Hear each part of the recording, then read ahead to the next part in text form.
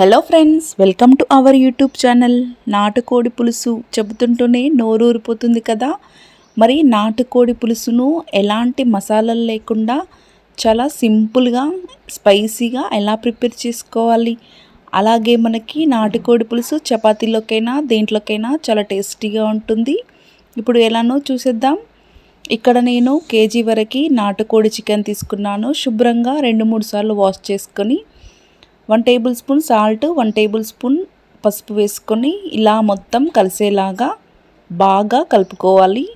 చూడండి, ఇలా బాగా కలుపుకున్న తర్వాత ఈ చికెన్ని పక్కన పెట్టుకోవాలి. ఇప్పుడు స్టవ్ పైన ఒక కుక్కర్ని పెట్టుకొని 2 పావుల ఆయిల్ని వేసుకోవాలి. అలాగే 1 టేబుల్ స్పూన్ జీలకర్ర, అలాగే కొన్ని గరం మసాలాలు కూడా వేసుకొని దోరగా ఫ్రై చేసుకోవాలి. ఇలా ఫ్రై అయిన తర్వాత మనం ఒక పెద్ద 2 ఉల్లిపాయల్ని ఇలా చిన్న ముక్కలుగా కట్ చేసుకొని ఆయిల్లో పచ్చివాసన పోయేంత వరకు గోల్డెన్ కలర్ వచ్చే వరకు మనం ఉల్లిపాయ ముక్కల్ని ఫ్రై చేసుకోవాలి. ఇలా ఫ్రై అయిన తర్వాత గుప్పడన్ని కరివేపాకు రెబ్బలు వేసుకొని ఆయిల్లో మనం చక్కగా ఫ్రై అవ్వనివ్వాలి. ఇలా ఫ్రై అయిన తర్వాత గుప్పడన్ని పుదీనా కూడా వేసుకొని మనం చక్కగా ఆయిల్లో ఫ్రై చేయాలి. ఇలా ఫ్రై అయిన తర్వాత 1 టేబుల్ స్పూన్ అల్లం వెల్లుల్లి పేస్ట్ వేసుకొని మరొకసారి పచ్చివాసన పోయేంత వరకు మనం మంట అనేది లో ఫ్లేమ్లో పెట్టుకొని చక్కగా ఉల్లిపాయల్ని మగ్గించుకోవాలి.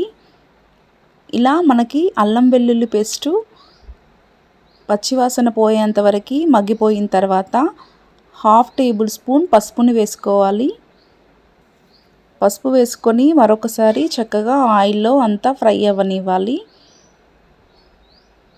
చూడండి, ఇలా చక్కగా మనకి ఉల్లిపాయలు మగ్గిపోయిన తర్వాత మనం పక్కన పెట్టుకున్న చికెన్ని కూడా కొద్దిగా వేసేసుకోవాలి.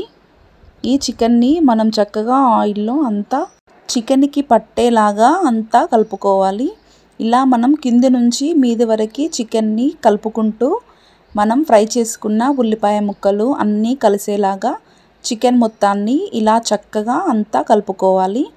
ఇలా కలుపుకున్న తర్వాత మనం కుక్కర్ మూత పెట్టుకొని ఒక 2 నిమిషాల పాటు విజిల్ లేకుండా మనం చికెన్ని మగ్గించుకోవాలి. చూడండి, ఒక 2 నిమిషాల తర్వాత చికెన్ మనకి ఇలా ఆయిల్లో ఫ్రై అయిపోతుంది. ఇప్పుడు గరిటెతో ఒకసారి అంతా కలుపుకోవాలి. చూడండి, మనకి చికెన్ కూడా చక్కగా ఇలా కలర్ అనేది చేంజ్ అయిపోతుంది. మనకి చికెన్ ఇలా మగ్గిపోయిన తర్వాత ఒకసారి అంతా కలుపుకొని మనం టేస్ట్కు తగ్గట్టుగా కారాన్ని వేసుకోవాలి. నేను ఇక్కడ 2 స్పూన్ల కారాన్ని వేసుకుంటున్నాను. ఈ కారము ఇంట్లో పండించిన కొత్త కారము, ఇది స్పైసీగా ఉంటుంది. అలాగే 1 టేబుల్ స్పూన్ ధనియాల పౌడర్ వేసుకోవాలి. ఇప్పుడు ఈ కారం మొత్తం చికెన్కి పట్టేలాగా చక్కగా కింద నుంచి మీది వరకు బాగా కలుపుకోవాలి. చూడండి, చికెన్కి మొత్తం కారం పట్టించేసిన తర్వాత మనం ఇలా అంతా ఒకసారి కలుపుకోవాలి. చూడండి, చక్కగా మనకి ఇలా అంతా చికెన్ని కలుపుకున్న తర్వాత మనం కుక్కర్ మూత పెట్టుకొని ఒక 10 నిమిషాల పాటు చికెన్ని ఉడికించుకోవాలి. చూడండి, ఒక 10 నిమిషాల తర్వాత చికెన్ అనేది మనకి చక్కగా ఆయిల్లో మగ్గిపోతుంది. మనకి చికెన్లో ఉన్న వాటర్ కూడా వచ్చేసి చికెన్ అనేది సగం వరకు ఉడికిపోతుంది. ఇలా చికెన్ మొత్తం ఉడికిపోయిన తర్వాత సన్నగా కట్ చేసుకున్న 4-5 పచ్చిమిర్చి ముక్కలు, అలాగే ఒక పెద్ద టమాటో ముక్కని ఇలా సన్నగా కట్ చేసుకొని వేసుకోవాలి. అలాగే టేస్ట్కి సరిపడా సాల్ట్ని కూడా యాడ్ చేసుకొని చికెన్ మొత్తాన్ని ఇలా చక్కగా ఒక 2 నిమిషాల పాటు అంతా కలుపుకోవాలి. ఇలా కలుపుకున్న తర్వాత మనము ఒక పెద్ద గ్లాస్ వాటర్ని కూడా వేసుకొని మరొకసారి గరిటెతో చికెన్ మొత్తాన్ని చక్కగా ఇలా ఒకసారి అంతా కలుపుకోవాలి. ఇలా మనం అంతా కలుపుకున్న తర్వాత కుక్కర్ మూత పెట్టుకొని మనకి ఒక 4 విజిల్స్ వచ్చేసరికి మన చికెన్ని ఉడికించుకోవాలి. ఇలా ఒక 4 విజిల్ తర్వాత మనకి చికెన్ అనేది చూడండి చక్కగా ఉడికిపోతుంది. ఇలా ఉడికిపోయిన చికెన్ని మనం గరిటెతో ఒకసారి అంతా ఇలా కలుపుకోవాలి. మనకు ముక్క అనేది ఉడికిందో లేదో చెక్ చేసుకోవడానికి ఇలా ఒక గరిటెతో పీసుని తీసుకొని ఇలా చూస్తే మనకి ముక్క అనేది చక్కగా ఉడికిపోయింది. ఇప్పుడు మనం ఈ చికెన్లోకి 1 టేబుల్ స్పూన్ గరం మసాలాను కూడా వేసుకోవాలి.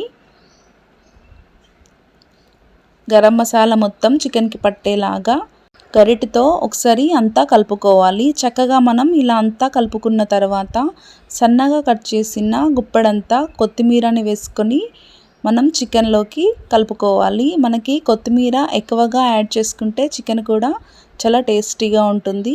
నాటుకోడి పులుసులోకి సూప్ కూడా ఈ విధంగా ఉంటే సరిపోతుంది. మరీ ఎక్కువగా దగ్గర పడనివ్వకుండా స్టవ్ ఆఫ్ చేసుకొని ఇప్పుడు సర్వింగ్ ప్లేట్లోకి సర్వ్ చేసుకుందాము.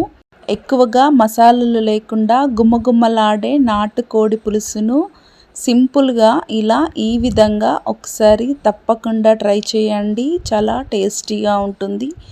అలాగే నా ఛానల్ని ఫస్ట్ టైం చూసినట్టయితే లైక్ చేయండి, షేర్ చేయండి, సబ్స్క్రైబ్ చేయండి. Thanks for watching.